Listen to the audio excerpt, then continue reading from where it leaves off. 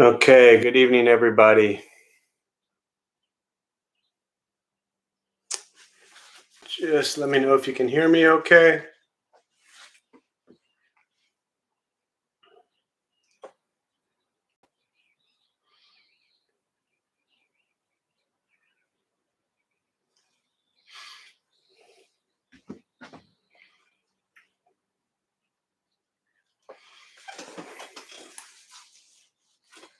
Just give me a thumbs up. Let me know the sound's all right, please.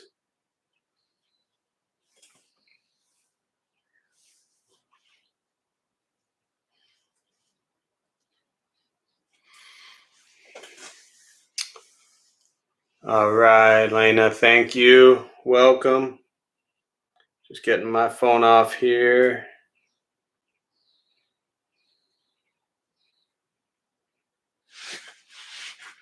At least I'm trying to.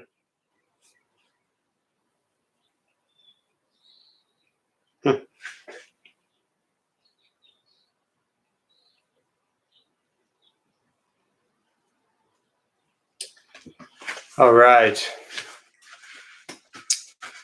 Okay, Brian and Linda, thank you. Good to be with you all. We'll go ahead and get started.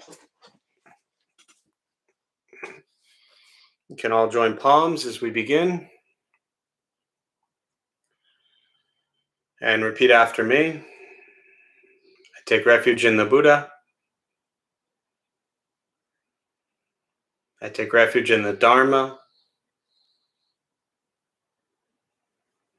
I take refuge in the Sangha.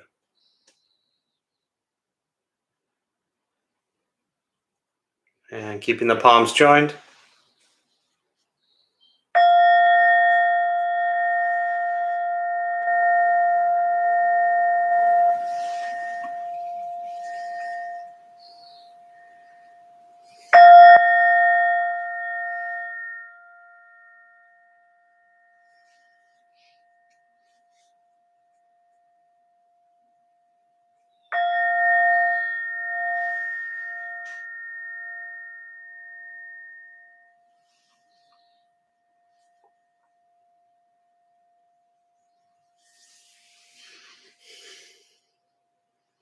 And putting the palms down. All right. Thanks for being here, everybody. My name is Jeff, and this is Intro to Buddhism and Meditation. I always like to start with a question just to give you some time to settle in and for people to join us. So my question for you today is,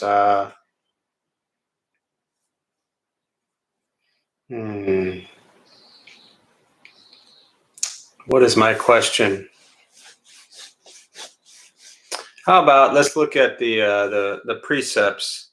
So if we look at the 5 precepts as taught by the Buddha, the first 5 being no lying, to refrain from lying, refrain from killing or harming, refrain from stealing, refrain from sexual misconduct, and the 5th one being refrain from intoxicants.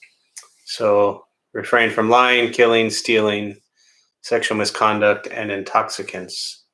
Looking at these 5, what are you challenged or struggling with the most? What's most difficult for you?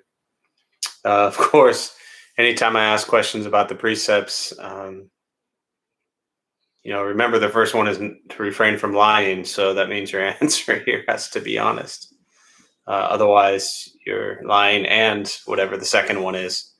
But if you're joining us for the first time, welcome. There's a chat box there somewhere on the screen, so feel free just to type in as little or as much as you'd like. There's no right or wrong answers, just an opportunity for you to share. I'll go ahead and type this in. Looking at the 5 precepts. What are you challenged with the most? refrain from lying, killing, stealing, sexual misconduct, and intoxicants. Looking at the 5 precepts, what are you challenged with the most? Refrain from lying, killing, stealing, sexual misconduct, and intoxicants. So there you go. That's your question. What's most difficult for you? Where are you challenged? What's the struggle? When the Buddha taught the precepts, they were taught to the Sangha, the community of monks, not as restrictions or punishments or anything like that. They actually were put into place to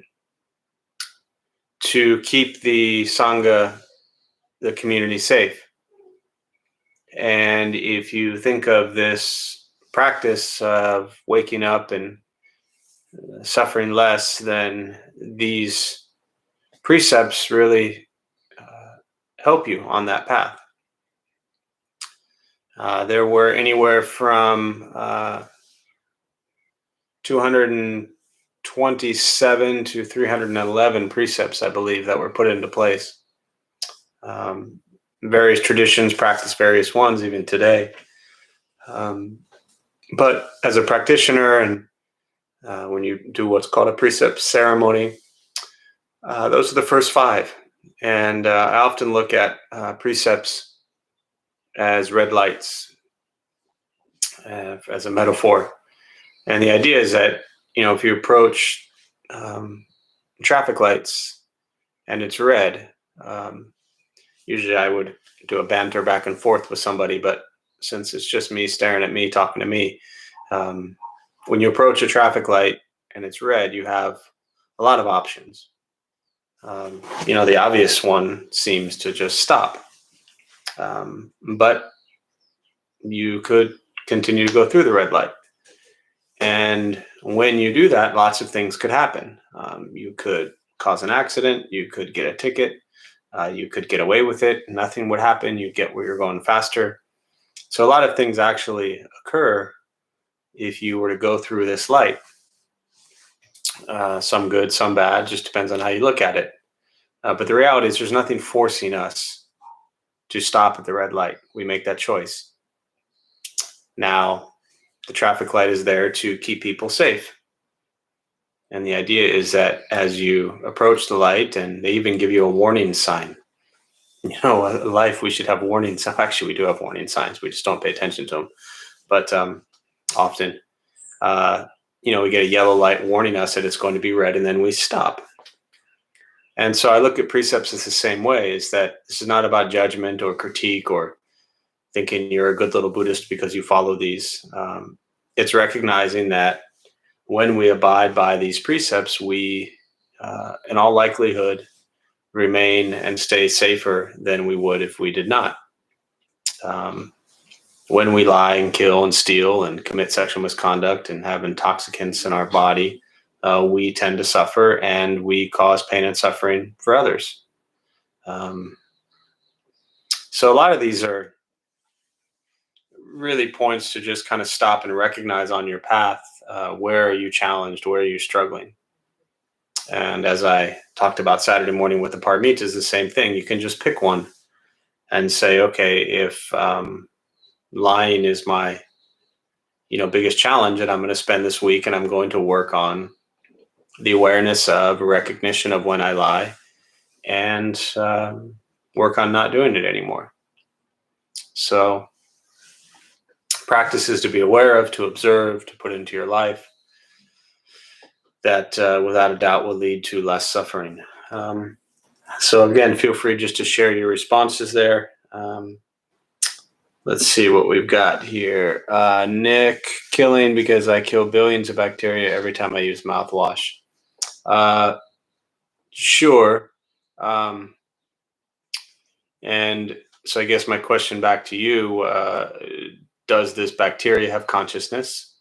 At least with regards to the Buddhist teachings, uh, to refrain from killing and harming anything with consciousness.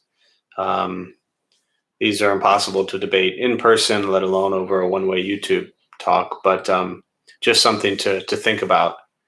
And, it's a good possibility that there's uh, other harm being done in our lives outside of, the simple use of mouthwash. But very much if um, that awareness causes you to do things differently, then it's a great awareness. So, Lena, lying, it's sometimes easier to answer questions such as, how are you, with a white lie than be truthful. Yeah. I mean, it's just a standard, hi, how are you? I'm fine, thank you. And you. It's just these standard lines of communications that, you know, often we don't respond with the truth. And it's interesting because even when, you ask someone, how are you? Um, it's very often asked with this expectation almost that the person is just going to say, I'm fine, I'm okay, I'm well, and leave it at that. But when we ask someone how they are, do we really want to hear everything? Or are we just saying it out of, routine? Hi, how are you? Or do we actually care? Like, how are you? Tell me, how are you doing? That's a huge question. How are you?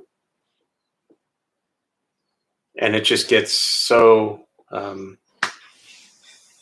just so overused and thrown out there and brushed over. Um, but, with that question, uh, there's a lot there that, yes, we don't always want to share what's going on, or to be truthful. We say, I'm fine, and we go on from there. So something to be aware of. Gurgel, intoxicants, if one considers watching TV series, is one of them.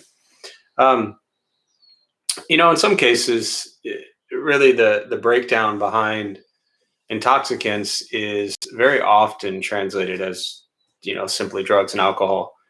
But when you look in the what's called the Vinaya, the uh, moral ethical code of conduct as taught by the Buddha, the real meaning behind intoxicants is anything that alters the state of mind. And so if the practice and the cultivation is to awaken, then anything that deters us from awakening would be and could be considered an intoxicant, because it alters the state of mind. So, watching a TV series, and this is, again, especially if you're new to Buddhism, to remember that what I'm saying and what I'm about to say doesn't mean that watching TV is bad. That's not my point. But think about how we watch it, how much we watch, how often we watch, what we watch. All of these things that go into our consciousness and our state of mind really do have an impact. So, if we're watching nothing but like blood and horror, and just really graphic things for 15 hours straight, that'll have a different impact on our consciousness than maybe if you're watching, a beautiful show about animals, or, there's my parents are hooked on this show. Maybe some of you have seen it, called Penguin Town. And it's just like penguins hanging out, So I don't know how much harm that's doing to your consciousness, but it really just kind of depends where we put our mind at. So, but there's this awareness that if we get lost watching Netflix for 10 hours, what's the reason we're doing that? What are we isolating ourselves from or running for? What is the reason behind these things? So good to explore. Lisa, I was going to say white lies as well, or especially agreeing with people for the sake of the conversation when I don't agree. Yeah, that's, I think very often people will do their best to avoid conflict. And, as the Buddha taught, we run towards cravings and away from aversion. And very often people have an aversion to conflict. And what that means is when people share things that you don't agree with, if you express that view and that opinion, then you are walking directly into conflict. And we tend to have an aversion to that.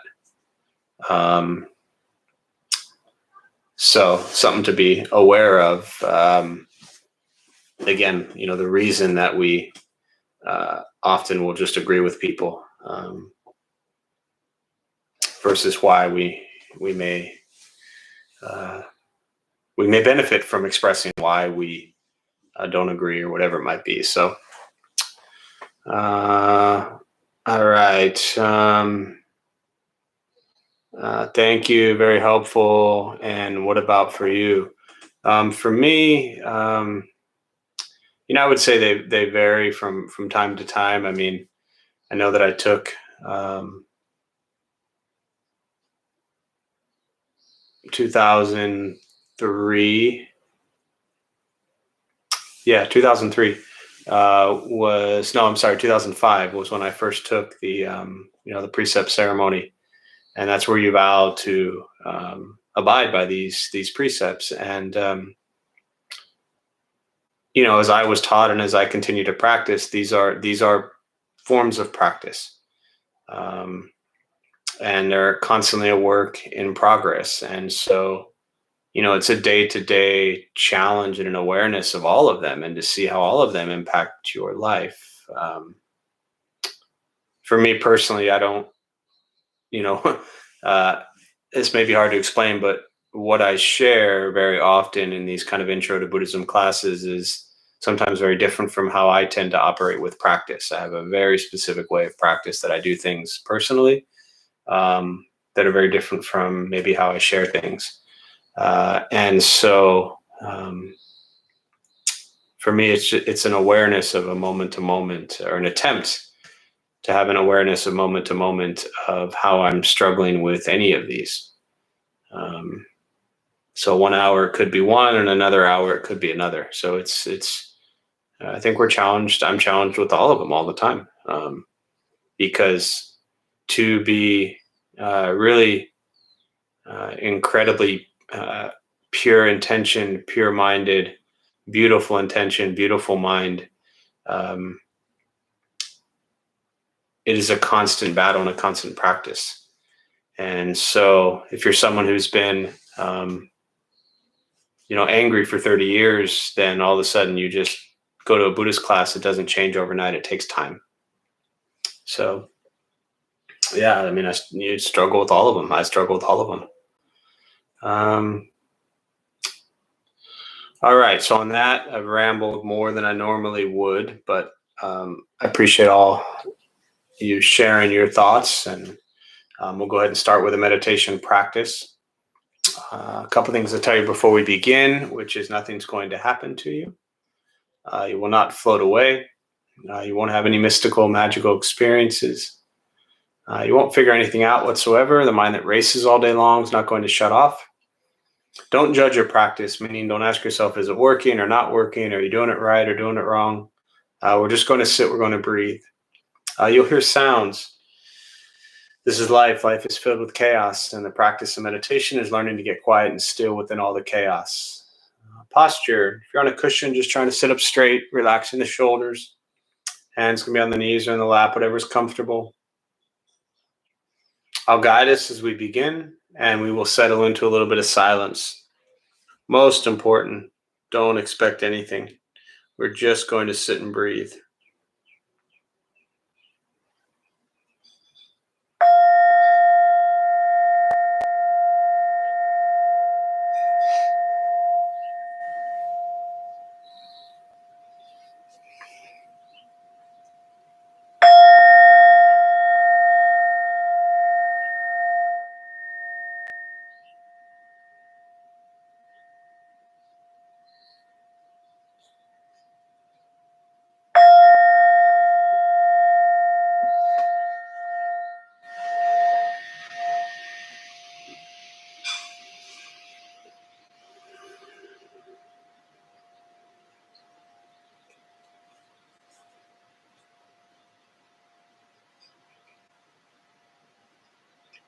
And starting with the eyes closed if comfortable, or slightly open. Mouth is open or closed. We'll start with taking 3 deep breaths slowly.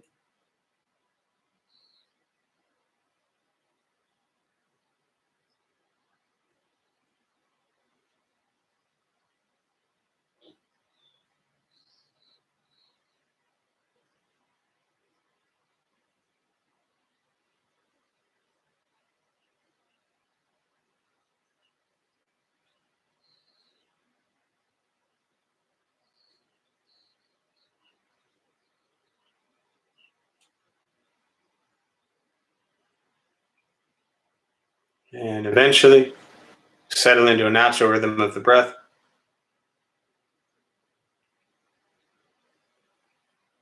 Noticing the mind as it wanders, jumping from thought to thought.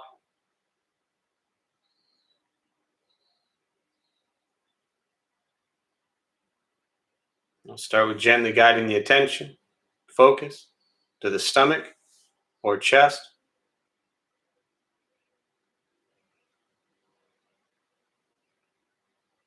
Breathing in, feel them rise.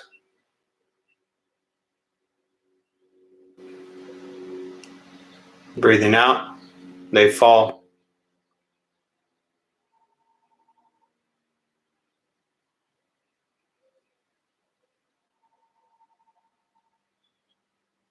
Simply continue this practice, observing sensation of breath.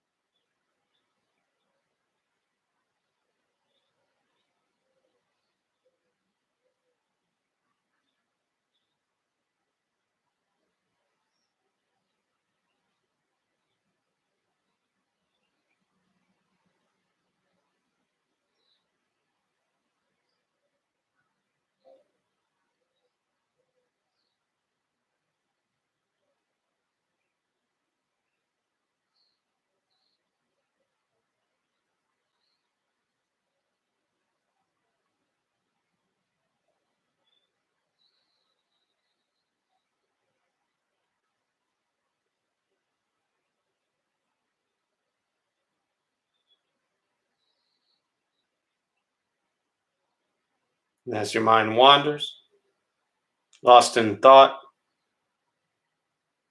recognize it, release that thought,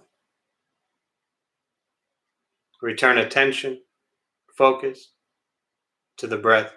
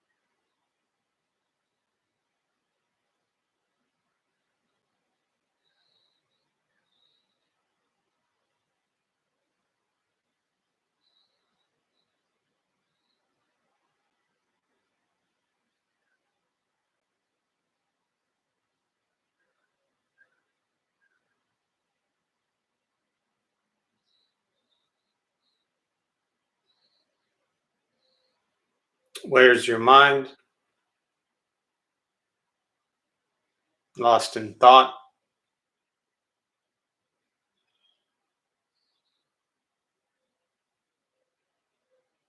Return to breath.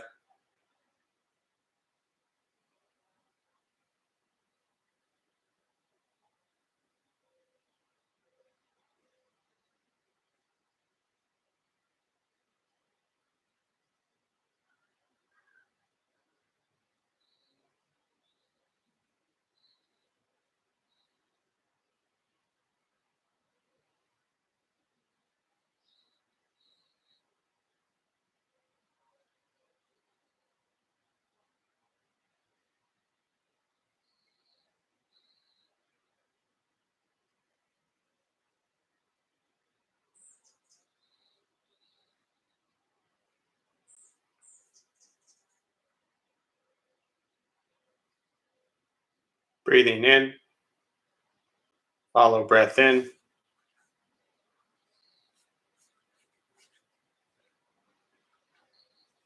Breathing out. Follow breath out.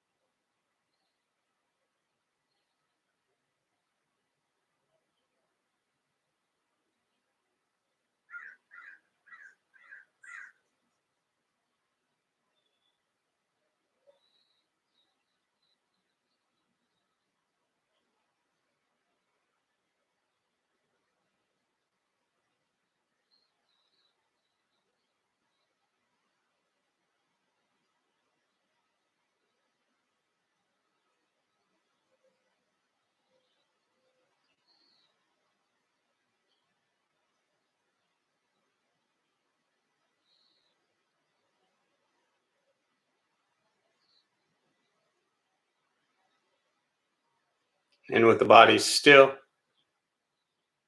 rested,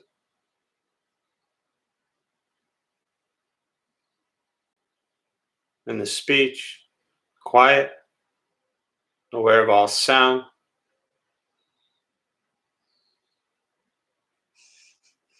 and the mind learning to settle,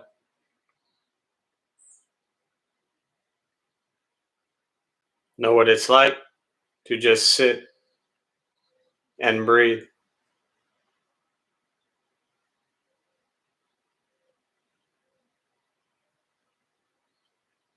knowing with each breath there's nothing else to do,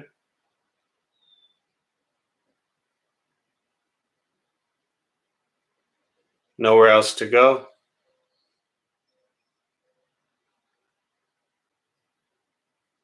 no one else to be.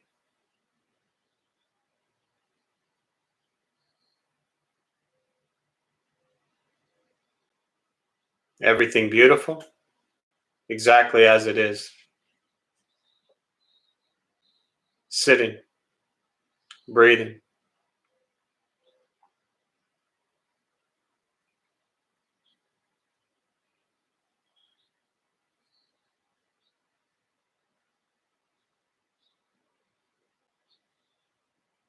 And once again, taking 3 deep breaths slowly.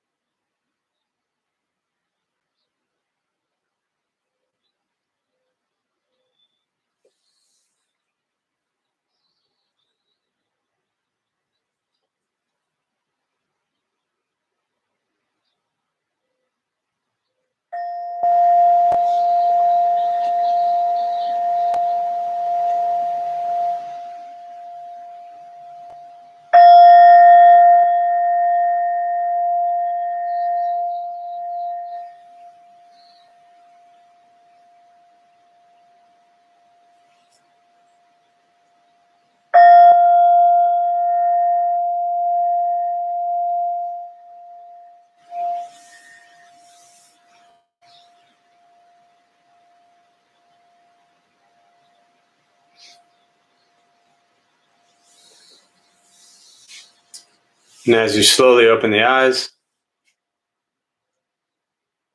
slowly begin to move. And most important, with the practice of meditation, is to recognize how you feel now, immediately after. Compare this to how you typically feel throughout your day. Recognize the difference, if there is one. Ask yourselves how you prefer to feel every day for the rest of your life. And realize however you feel now, if it's quiet, calm, and still, or a busy mind, racing mind, whatever you're sitting with at this moment, it's not from anything I said. It's not from how we sit and hold the hands or cross the legs. It's not from the sounds around us or anything else for that matter. It has everything to do with your own mind and your own mind's reaction to an external situation. This is what the Buddha called pratitya samuppada, means dependent origination. This is the basis of the Buddha's awakening. The word Buddha simply means awakened. He was a human being no different than any one of us who began to understand why he suffered, why he got angry, sad, depressed, stressed, anxious. He began to understand the causal relationship of all phenomena. What that means very simply for all of us, regardless of where we come from or what we believe in and where we think we're going, our whole life is filled with things that happen. You react. More stuff happens, more reactions. That's it.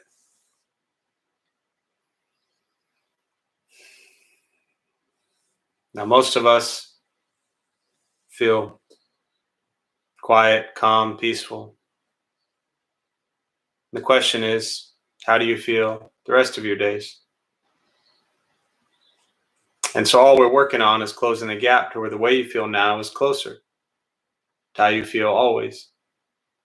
Just as driven, motivated, productive, successful, whatever that means to you in your respective lives. But with a mind that's steady, clear, and focused, distracted by nothing, disturbed by no one.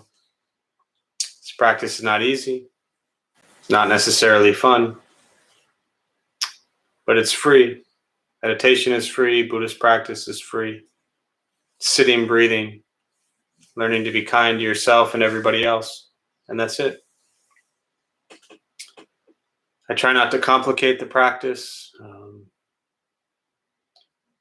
It's one of I think the most important things I've learned in all the years of being around this is that it really is about becoming aware of your thoughts, your words, and your actions.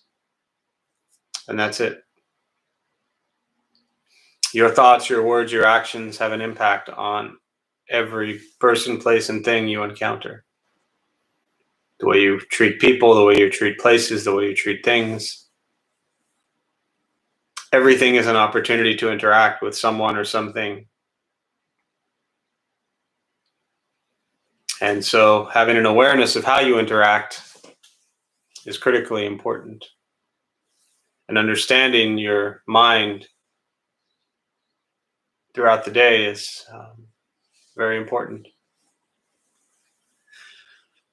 So with that, I'll just pause. I rambled a little longer at the beginning, but I just want to leave some time really for questions, meditation, Buddhist practice, anything you're sitting with.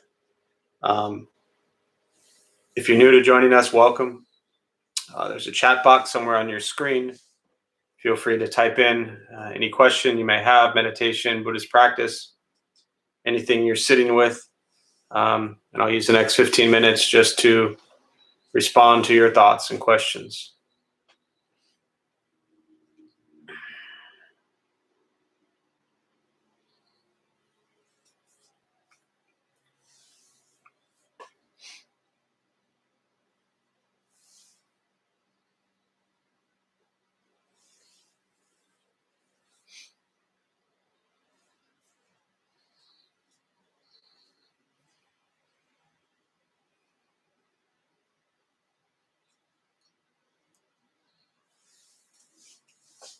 Let's see, Tom,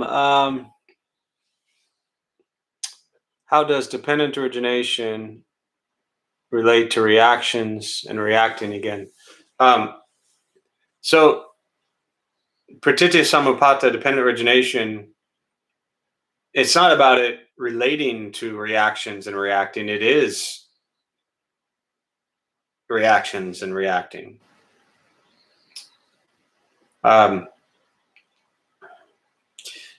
And the Buddha taught very clearly that everything is contingent upon something else for its existence. All phenomena, including thoughts. Everything is contingent upon something else for its existence. So if you break that down, what that means is every single thought you have is contingent upon the prior thought, prior experience. Everything. So all your reactions, and when I talk about this, and often I will use the word reaction, but if we break it down moment to moment, thought to thought, action to action, try to abandon the word reaction. I get it in theory, or just logically, we are reacting to something. We are responding to something. Someone yells at us, our reaction is, I don't like this, I yell back.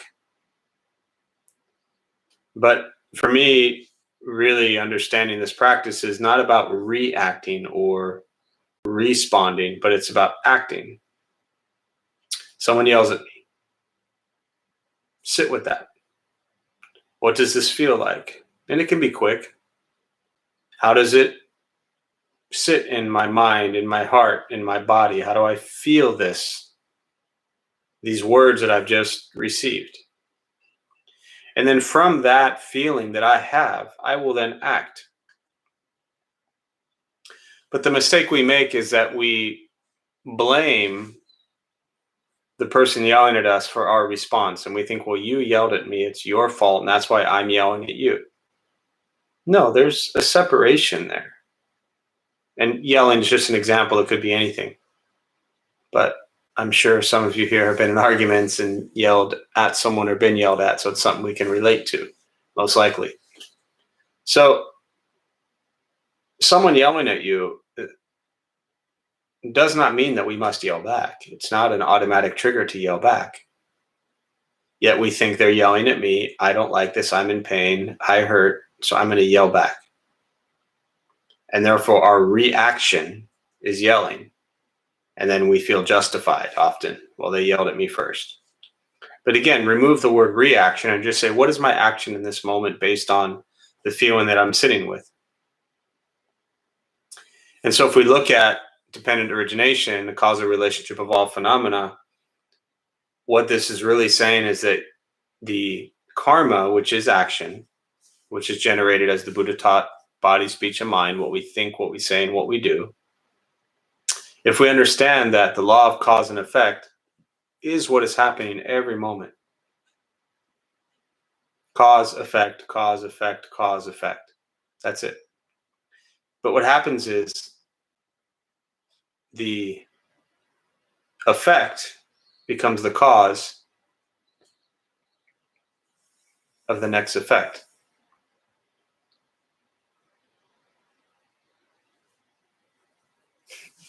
Hopefully, I clarified that for you.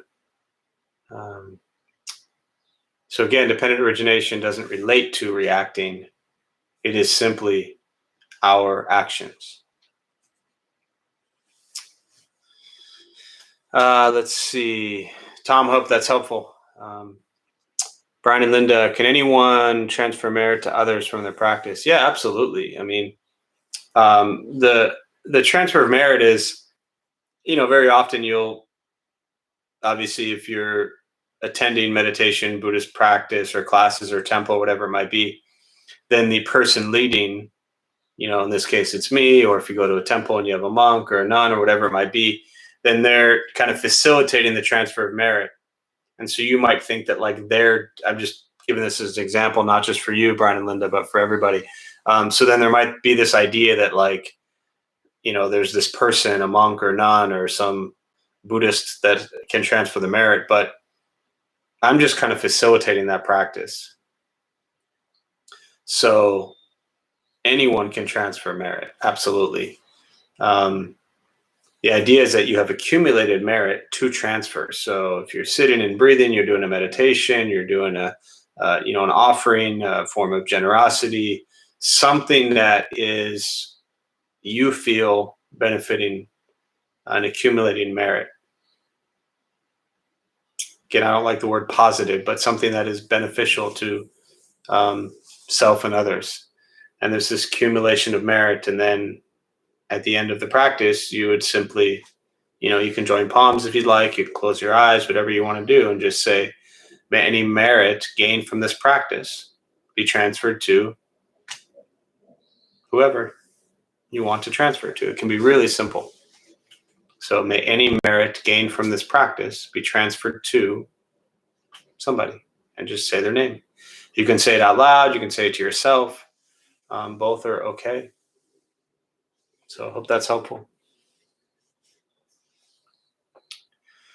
Tom, thank you for this explanation. I've been trained to react to everything. It's such a radical departure, learning to act versus react. So, yeah, and I understand your thoughts, and let me just break it down a little bit for you to help you. Hopefully, you haven't been, and I'm big on the words we use because they mean a lot. There's a lot behind them. So you say, I've been trained to react to everything. You haven't been trained to react. You have conditioned yourself to react, as we all have. So I'm not picking on you. If anything, I'm picking on all of us. But we have all conditioned ourselves to simply react to things so quickly. Well, I shouldn't say we all, but most people I know have conditioned ourselves to just instantly be triggered. So the beauty of that is, because we have conditioned ourselves to react so quickly, that means we can uncondition ourselves to react so quickly. But like I said earlier, it's not that simple. There's that a body in motion stays in motion, that physics stuff again. And so if you are someone who's been responding so quickly, reacting to someone so quickly, triggered so quickly for 30 years, it's going to take more than 2 meditation classes to cut into that. So hopefully that's helpful. Other thoughts, questions?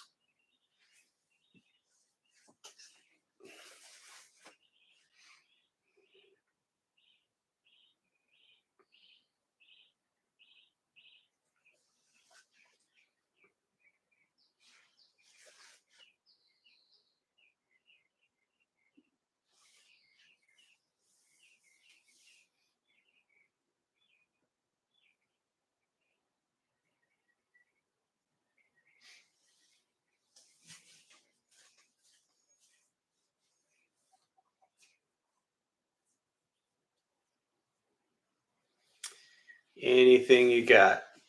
Thoughts, questions, meditation, Buddhist practice?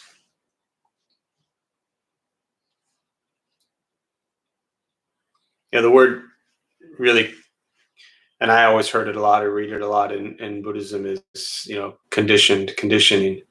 Um, Law of cause and effect, cause a relationship of all phenomena.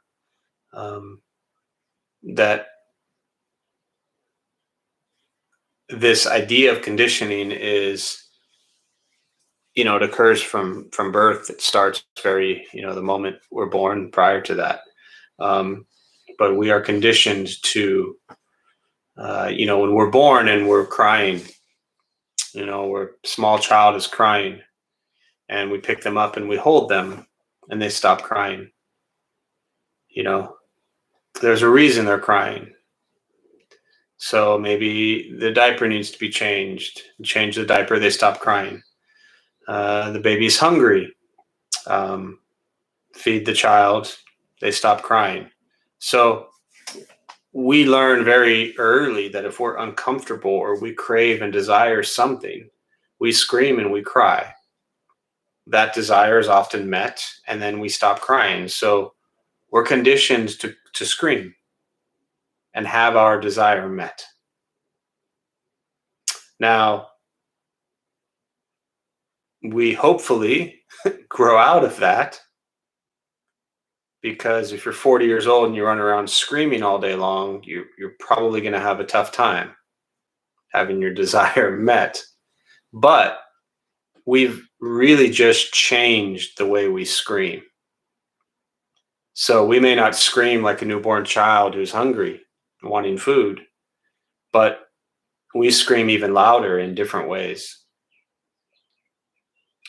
Different ways we express pain, whether it's, verbally, physically, social media ways. There's so many ways that we can express pain without screaming. So the real question is, have we cultivated and evolved any further from just a 2-year-old child screaming who's hungry? And just because we're not actually yelling and crying out loud doesn't mean we're still not a 2-year-old child who's screaming and hungry. So something to think about. Lisa, any thoughts on clarity when experiencing indecisiveness? Yeah, so there's a metaphor I really like that, and maybe you've heard it, Lisa, I'm not sure, but imagine you have a vase, and clear vase, clear water, lots of rocks, lots of pebbles, lots of sand, and you pick it up and you start shaking it. Everything's flying around everywhere. The rocks, the pebbles, the sand, and this clear water that was once settled is now a mess, and you cannot see anything. And our minds are very often this mess. And now we take the vase and we set it down.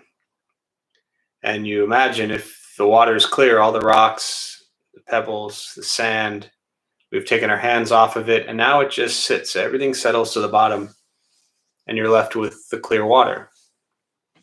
And so indecisiveness, confusion, lack of clarity is very often caused by our inability to settle the mind. And very often when we settle the mind, things become incredibly clear. But if we are wrapped up in emotion, judgment, critique, then that's going to be very difficult. And so give yourself some time. Often, especially when people are new to meditation, meditation itself is not, at least the way I've been taught through Buddhism and how I practice, meditation is not meant to be a time to think or figure things out. Meditation is a time to allow, as Dogen would say, the body and mind to fall away and abide in simply sensation of breath. And with that calmness, with that clarity, with that stillness, everything becomes really easy to see. And also, just in a practical sense, our indecisiveness, our inability to make a decision is still a decision. Often when we say, well, I just can't make up my mind. Well, no, you can. You've made up your mind. And your mind says, I can't make up my mind. So,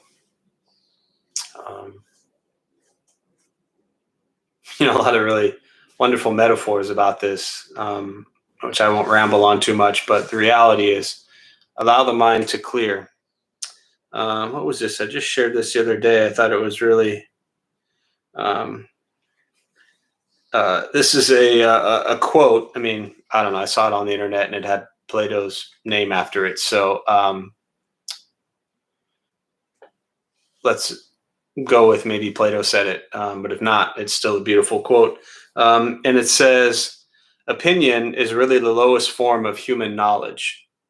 It requires no accountability and no understanding. The highest form of knowledge is empathy, for it requires us to suspend our egos and live in another's world. It requires profound purpose larger than the self kind of understanding. Again, one more time. Opinion is really the lowest form of human knowledge. It requires no accountability, no understanding. The highest form of knowledge is empathy, for it requires us to suspend our egos and live in another's world. It requires profound purpose larger than the self kind of understanding.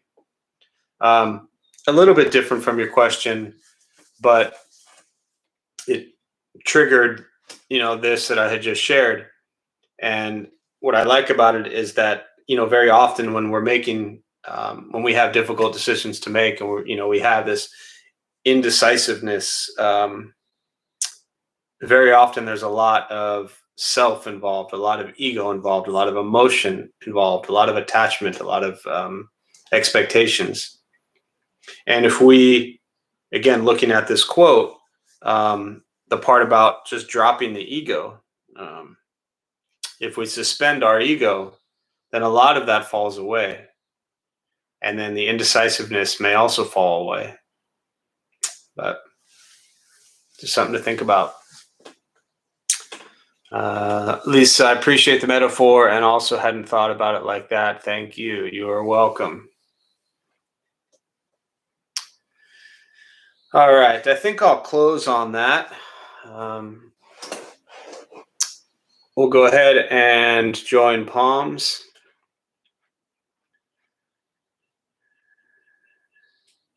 Oh, and I should say this now also, just back to your question, Brian and Linda.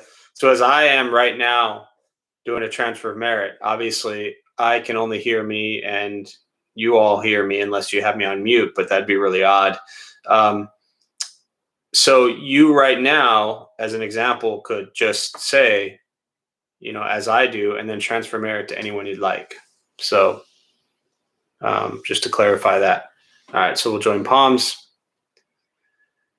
May the benefit of this practice be shared with all beings in all directions. May all be at peace. May all be free from suffering.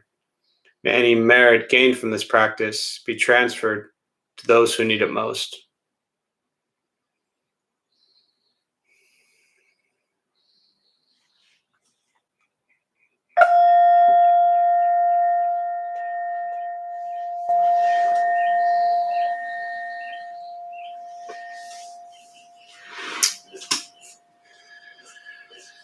All right.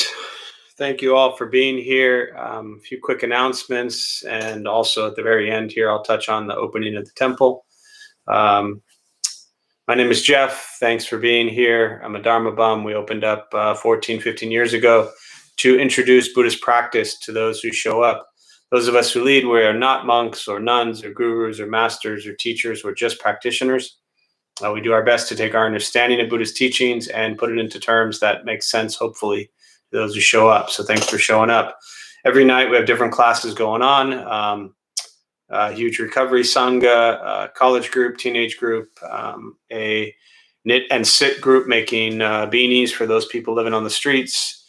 So lots of fun stuff going on always. We closed 15 months ago due to the pandemic. And have had nothing going on physically at the temple since March 12th, 2020. So as was announced Saturday afternoon after the Saturday morning class, which is why I didn't bring it up, we will be reopening the Dharma Bum Temple as a slow reopening. The first class will be Saturday, July 10th at 11 a.m. So I will, for my classes, Saturday and Tuesday, that just like tonight, I'll be doing them live in person at the Dharma Bum Temple. They will also be streamed on YouTube just like they are now. So for people that are possibly in Ireland and can't quite make it, you'll be able to join no different than you are now. We may or may not continue like the chat function. I know from the past it's really difficult if you've got a whole room of people to also navigate responding to chat questions. So I don't have an answer for you there yet, but I will absolutely be recording the classes and streaming them live just like I am now. As far as in person, the website is now set up, and each day I'm adding a new class as we're opening in less than a week. But for the in-person classes, Tuesdays and Saturdays, you will need to RSVP. We are limiting the capacity to 40 people. And believe me, I am not a fan of RSVPing. I'm not a fan of any of this. But I'm also not a fan of pandemics and people getting really sick and dying. So the way that we can comfortably open and reopen the Dharma Bum Temple is to set some parameters and to meet the comfort level of a lot of people who will attend. The feedback was they don't want to sit in a room with 80 other people. So we'll cap it at 40, which again means you will have to RSVP. The Saturday and Tuesday for the next 2 months is up on the website, and you can RSVP there. It takes you all probably like 2 minutes. And you can just go through an RSVP for all the classes. Might take you a few more minutes, but to get that done. And the rest of the schedule is being posted as each day goes on also. We will have our Monday through Friday morning meditation live in person at the Dharma Bum Temple. Tuesday night, Wednesday night, and Thursday night classes at the Dharma Bum Temple will return. So I'll do Tuesday. Alex will do the Loving Kindness on Wednesday, and Travis will do the Dharma Bum Basics on Thursday. Again, then I'll do Saturday morning, and the Sunday Tonglen practice will stay virtual, online only. The Recovery Sangha, Sunday morning, 10 a.m. will be live in person, and also another separate group will be via Zoom, being run from wherever somebody is at home. So all that schedule's on the website. Hopefully that clarifies it for you. It's not easy running a temple for 15 years. It's not easy running for 15 months during a pandemic, and it's definitely not easy reopening this kind of mixture of classes, but we're doing our best. So please be patient, and don't complain. So that's all. Thanks all for being here. I wish you well, and we'll see you soon.